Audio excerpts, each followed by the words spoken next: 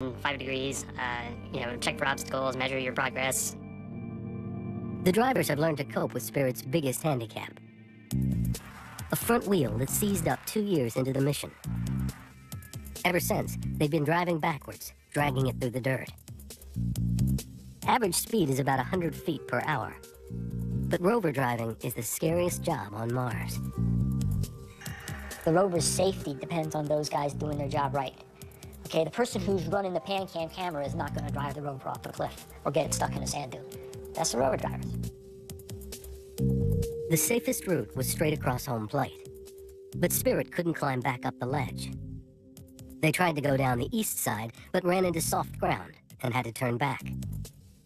Reluctantly, they settled for the long way around, through unknown terrain. On Sol 1886, they were driving south along the west side of home plate.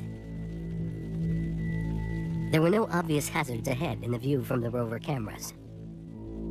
It looked the same as terrain we had driven over hundreds of times before. But Mars is full of surprises. What looked like solid ground was a thin crust that suddenly gave way. And the wheel started spinning in this very fluffy, soft stuff, and we just couldn't get any traction. Trying to escape, they dug in deeper. Then it got worse. One day we were looking carefully at the terrain models when we discovered that there was a rock underneath the vehicle. This is pretty much your nightmare scenario for this rover design, because you can get to a point where you're kind of hung up on something and all your wheels are kind of flailing and you're unable to ever touch the ground. Stuck in a dust bowl, possibly hung up on a rock, and the only wheel on solid ground was the one that didn't work. But then, Spirit got a break. A gust of wind blew the dust off her solar panels, providing an energy boost and buying some time. Stand by. The rover team would spend the next 7 months trying to come up with a plan to free Spirit from the trap they called Troy. Long before Spirit got stuck, both rovers had far surpassed their original missions. Designed to travel just a few hundred yards on flat ground, they'd covered miles, exploring Mars in a way that had never been done before. They climbed mountains, explored craters, and transformed our understanding of the planet. They cheated death many times, surviving dust storms, quicksand, and broken wheels. And they became almost human to those who work with them. I think the thing that draws people to them the most is the way that they experience this adventure. They get into trouble. You know, bad things happen to them, and then they manage to get out of trouble and keep going, or they don't. Together, they worked full-time for more than 2,000 Martian sols. Year after year, as one shut down for the night, on the opposite side of Mars, the other would wake up with the sun, call home, and get ready for another day's work.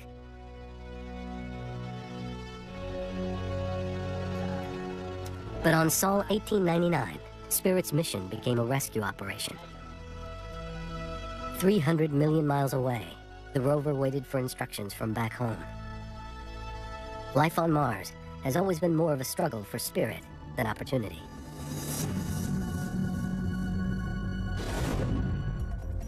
Opportunity got off to a quick start in January 2004, after a 7-month journey from Earth. Touching down in a region called Meridiani in an airbag cocoon. By chance, she rolled into a shallow crater. At JPL, they waited for the first pictures, as Opportunity emerged from her protective shell.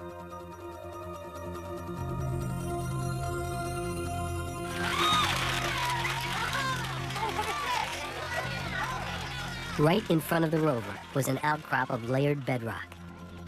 It was exactly what they came looking for. A geological key to the environment of early Mars, and perhaps an answer to the ultimate question in space science. Are we alone? The search for extraterrestrial life begins with liquid water, a fundamental necessity of life on Earth. Mars has been a freeze-dried desert for billions of years, but the surface is scarred with ancient river channels, shorelines, and deltas. From orbit, though, it's hard to tell whether a wet Mars could have supported life. How much water was there? What was its chemistry? Suppose you were a microbe, would you have liked that place or not? If so, why? The rovers are designed to read clues to the ancient environment preserved in the rocks and minerals. Each has a toolkit on its robotic arm to grind off the weathered surface of rocks and analyze their composition. They see the world in 3 dimensions with 4 pairs of stereo cameras. There's a high-resolution pan cam for color panoramas, collected and stitched together from individual frames. Color filters reveal details invisible to human eyes. And an infrared spectrometer scans for minerals that may have formed in the presence of water. They have wide-angled black and white stereo vision for navigation and planning. And below the deck, fisheye cameras see the world at ground level, looking backward and forward. Opportunity went right to work and immediately made a series of startling discoveries. First, tiny spheres littering the ground and embedded in the outcrop, like blueberries in a muffin.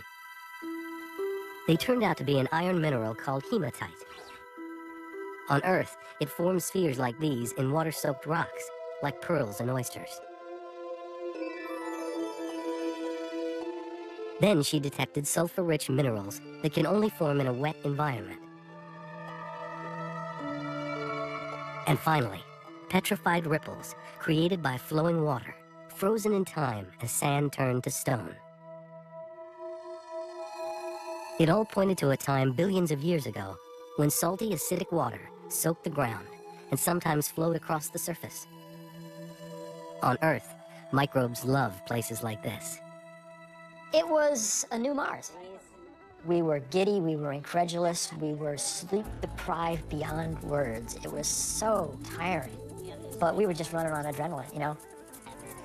And it was just so much fun. It was the most fun I've ever had as a scientist. It was just fabulous.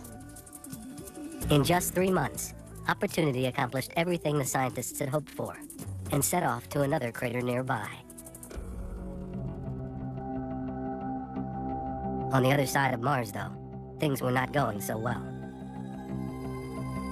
Spirit landed 3 weeks ahead of Opportunity in Gusev Crater, a 100-mile diameter basin that scientists believe once held an ancient lake.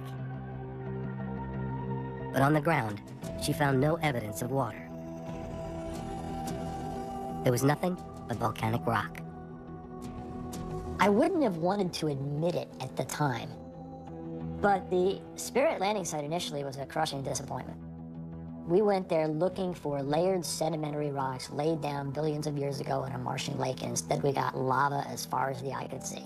And every damn rock was like every other damn rock. They were just all the same. And the Spirit team got a little disheartened after a while. Even so, some began to embrace the role of the underdog. People just got emotionally attached to their rover. You know, I tell them, well, you switch to Opportunity. And they say, no, I'm not gonna. Because they had gotten their heart set on Spirit succeeding. Opportunity was certainly the lucky rover, but for me, I worked on Spirit, and Spirit is my favorite rover, because Spirit had the work for everything she ever got in her life. It looked like the best chance to salvage her mission was 1.5 miles away in the Columbia Hills. A 2-month journey, 4 times farther than the rover was ever expected to drive. Squires felt it was the only option, but the engineers were skeptical. I remember he said that. This is where we're going. You mean, you're gonna drive up in those hills?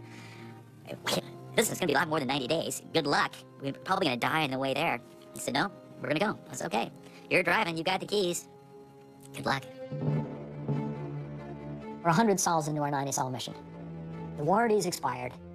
Our only chance of getting to something new was to push the vehicle beyond anything it had ever been designed to handle. Otherwise, it was going to be just lava until the end of the mission. While Spirit trekked to the hills, Opportunity pulled up to the rim of Endurance Crater. The exposed bedrock in the walls offered a chance to look farther back in Martian history. Oh my God! The rovers weren't designed to scramble in and out of craters. But the science down below was too tempting to pass up. We all wanted to go in. I mean, we're standing on the lip of the most magnificent thing anyone's ever seen on Mars. We're the rover that we all believe in our hearts can do it. First, they had to prove to themselves and to NASA that Opportunity could get in and out of the crater safely. And in fact, the thing climbed beautifully. I was stunned by how well this thing could climb steep, steep slopes, as long as they were rocky. 30, 32 degrees, right up it. It was amazing. In June 2004, Opportunity took the plunge into Endurance Crater.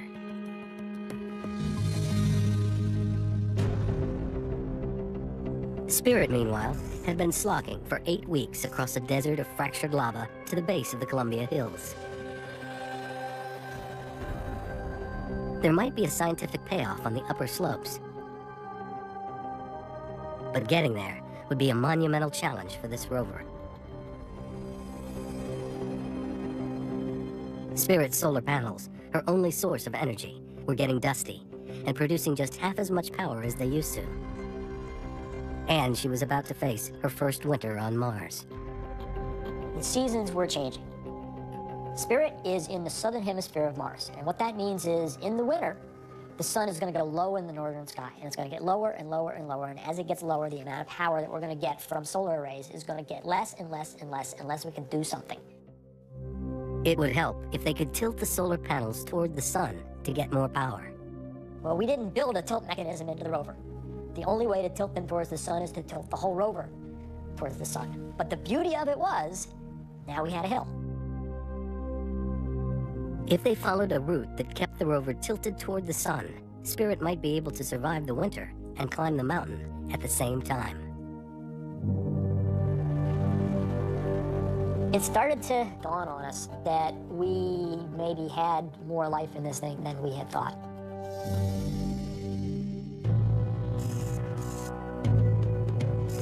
On a sunny slope inside Endurance Crater, Opportunity thrived all winter. Sampling rocks from the crater wall, the rover added greater depth of time to the story found at the landing site. It appears that the water at Meridiani may have lasted millions of years. Another score for Opportunity, and time again to move on to something new. It was a long way from Endurance Crater to anything dramatically different. The most tempting target was 4 miles to the south, a huge impact crater called Victoria. Deeper than Endurance, it was a chance to look even farther back in time. 4 miles was a long haul, but it looked like easy driving most of the way. They basically handed us the keys and said, all right, you've got this big parking lot from here to there. Go for it. 21 months later, Opportunity pulled up to the rim of Victoria Crater.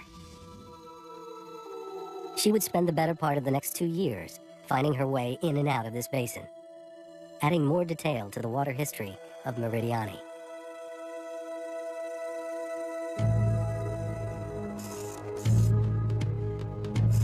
Spirit's luck by then had also begun to change.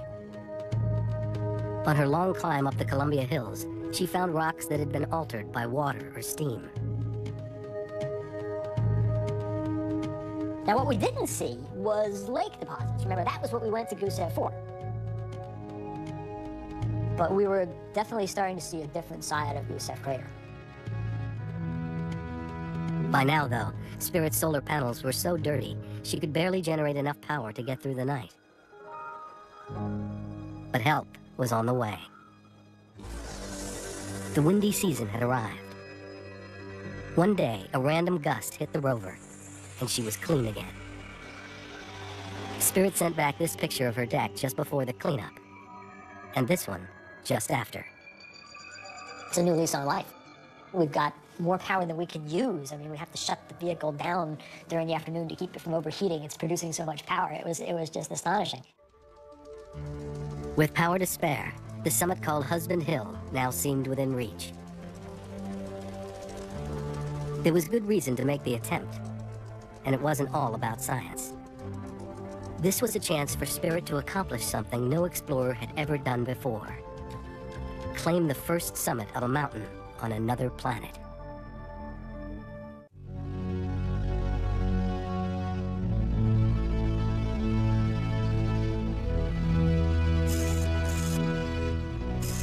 In September 2005, after more than a year of climbing, Spirit reached the summit of Husband Hill. She stands there at the top of that hill that she's conquered now on another planet, and she looks at the whole world around her. I love her for bringing us that. More than anything else, I think I felt, gosh, aren't we lucky to do what we do? You know, we just climbed the mountain on Mars. Damn.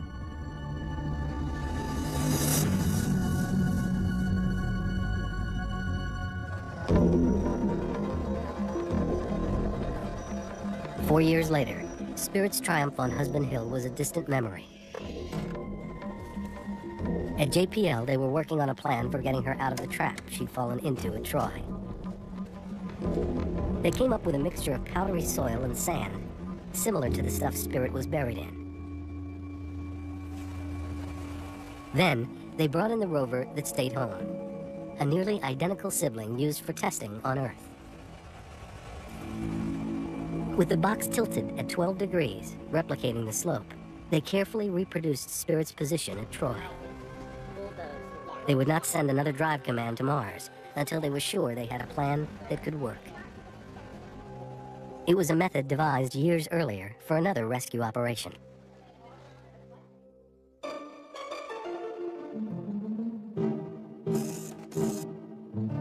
Opportunity ran into trouble on what should have been an easy drive to Victoria Crater. It was just these gentle, sloping dunes, literally all the way to the horizon. There wasn't a rock or a hazard to be seen anywhere. And we figured, oh gosh, you could drive blind in this area. It was so safe. We were using a driving technique that I think could be charitably described as bombing along at top speed with our eyes closed. Flexibility.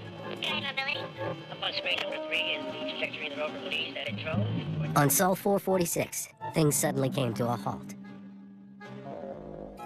Pictures from the previous Sol popped up in mission control, and Opportunity's wheels were buried to the hubs in deep sand. The wheels broke through the surface, and we did 50 meters worth of wheel turns, thinking we were happily progressing across the Meridiani Planum surface, and instead we were just digging slowly down and down into the sand. Wheels look like they're about 80% under the ground there. It took some time to figure out the next step. The first rule in a situation like that is don't do anything dumb.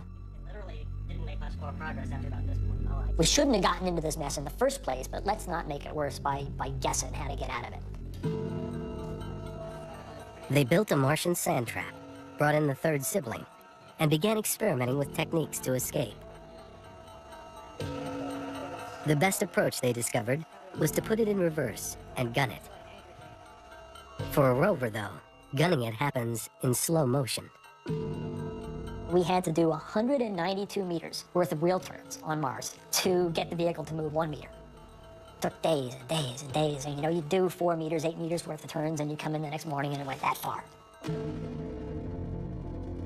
On Sol 484, Opportunity finally broke free of the trap.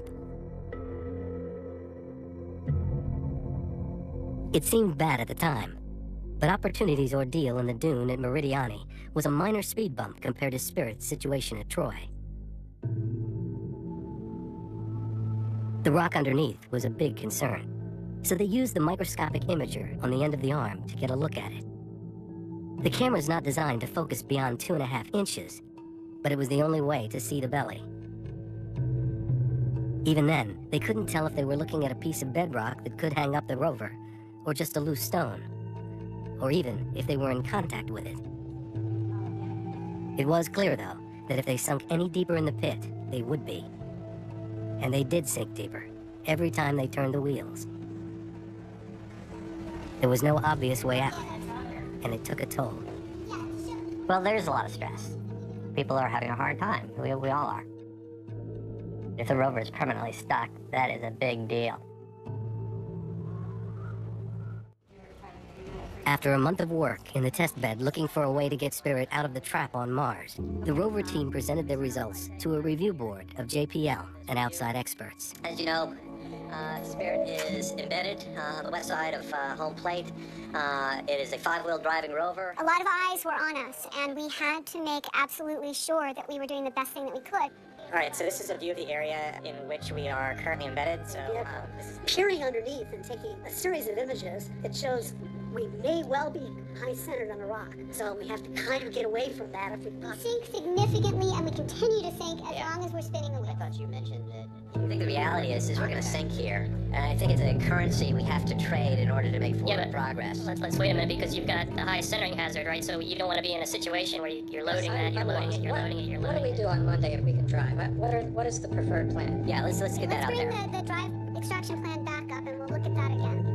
Since we were dealing with brand new territory, there were a lot of different options on the table that we didn't really know how well they would work. I'm going to go around the room, starting with the review board. Chris, your comments, please.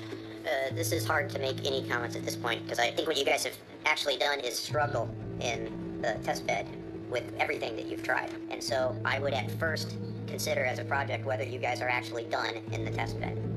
You know, do some soul searching and really consider if you've done everything you should or set up everything that you would want to before committing to a move forward. Thanks. All right, thank you, Chris. Does anyone else have an immediate time constraint? I knew that meeting was going to be difficult. Okay. You know, we want to get going. We want to start driving with Spirit. I think we were all naturally disappointed that we weren't quite ready yet to proceed to the next step. So it was back to the test bed. If there's a way of getting the rover out, we're going to find it. It is, however, a very, very difficult situation. The biggest handicap of all was the dead wheel, the only one on solid ground, yet unable to help. It had been Spirit's Achilles heel since Sol's 779. It happened soon after the ascent of Husband Hill. Spirit needed a place to spend the next winter, and the team had spotted a hillside just beyond an interesting feature they called home plate. It was an obvious target to try to get to, but it was a long way off. There was no time to waste. The seasons would soon be changing again, and Spirit needed to reach the hillside before winter.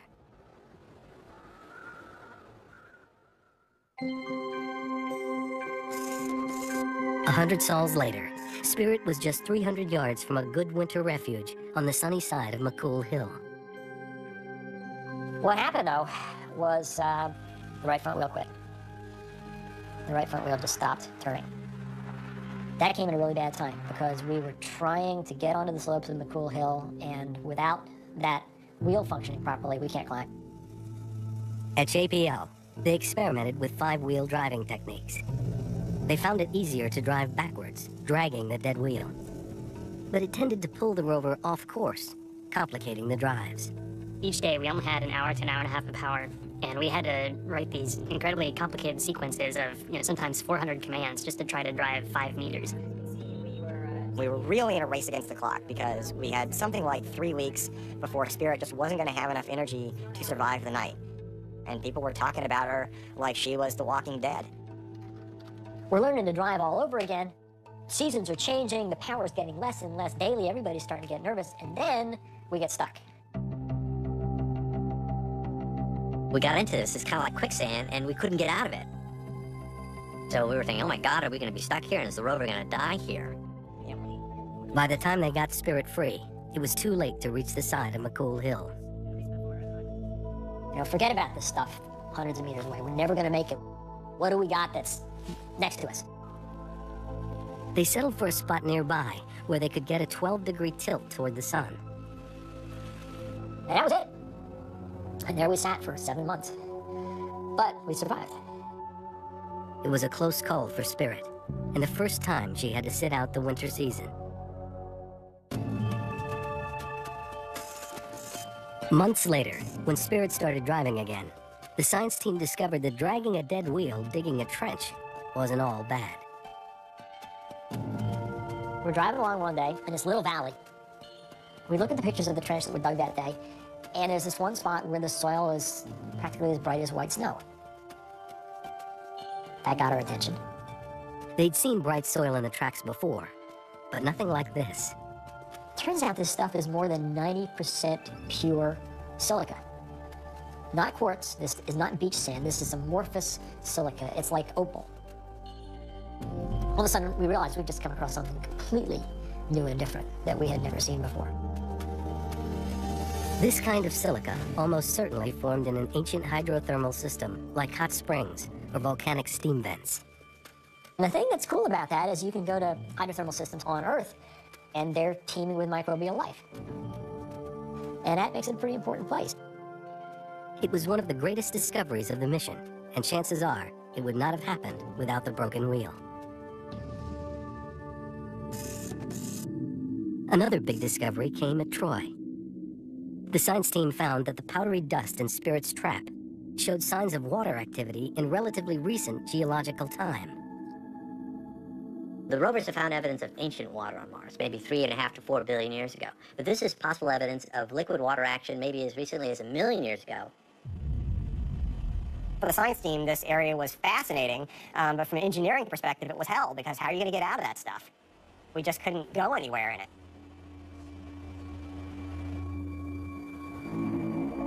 Spirit had now been stuck for 7 months. Dust was piling up again on the solar panels, and winter was approaching. We were running out of time. After all of our testing, we came up with a plan that we thought would work, and we were ready to try it out on Mars. They planned to back out with a turn that might help the rover clear the rock. But they soon hit another snag. What makes this so frustrating is that just after we started implementing the plan, another wheel failed. So now instead of a vehicle with 5 wheels and 1 anchor stuck in the sand, we have 4 wheels and 2 anchors and less time, no time to like stand down and do anything about it. So we really had to just completely fly by the seat of our pants. A view of one spinning wheel from a rover camera inspired a new strategy. Somebody likened our condition to having to swim through a fluid, and we thought about that, and the strategy we came up with was kind of using the wheels, steering them back and forth in kind of a breaststroke maneuver, trying to sort of swim our way through this material, and sure enough, it started working. And we were making really good progress. In fact, we got to the point where that rock that was underneath us that we were so worried about appeared in the front hazard camera. And we were off that rock. It seemed like they had a chance, but time ran out.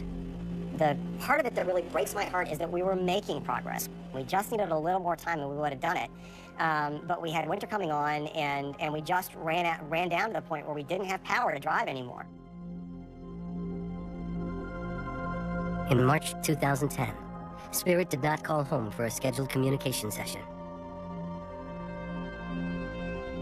No longer able to capture enough solar energy to wake up in the morning, the rover likely went into hibernation mode. No survival heaters, no power to communicate. Something she'd never had to do before. Even then, we still had a lot of hope for her. We still believed that she was going to come out of it. With some luck, she would wake up again when summer returned, and the sun was higher in the sky. But on winter nights, the temperature can plunge to 150 below zero. A metal-stressing shock that can damage electronics and kill an old rover in any number of ways. In September 2010, Martian spring returned to Gusev Crater, and with it, the possibility that Spirit would wake up and call home. T6. See if we can get a signal here. Over. JPL controllers monitored the rover's frequency on the Deep Space Network, but heard nothing. So our hopes that she would just come back online and wake up and phone home, that didn't pan out. It could be something as simple as the main antenna is not working and that we could possibly regain contact through another path, or it could be that she's just not awake.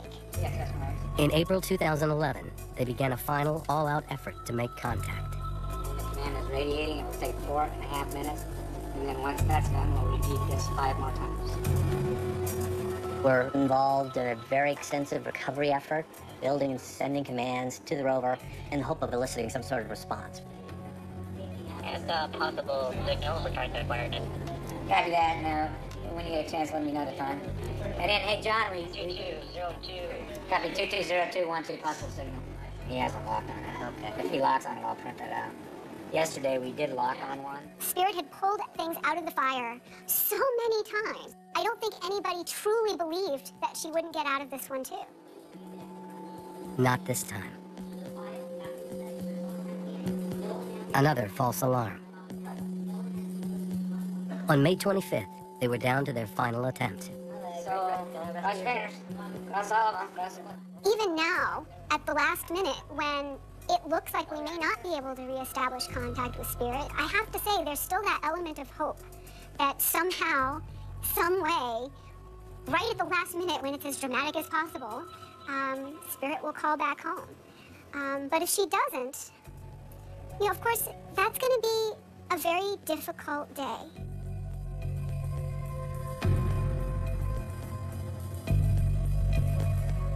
I've been missing her for a long time, and it's tough to kind of put a finality to that and say, okay, that last time you heard from her is the last time you were ever going to hear from her. People are holding out hope, but I think the reality is people have to start to accept that Spirit's time on Mars may be done. Both rovers have accomplished far more than anyone ever expected. But it's difficult to say goodbye. They've been through so much. I mean, the perils that they have been through and that we've kind of suffered through with them. It's like any kind of relationship with somebody. As you go through many things over the years, the relationship deepens.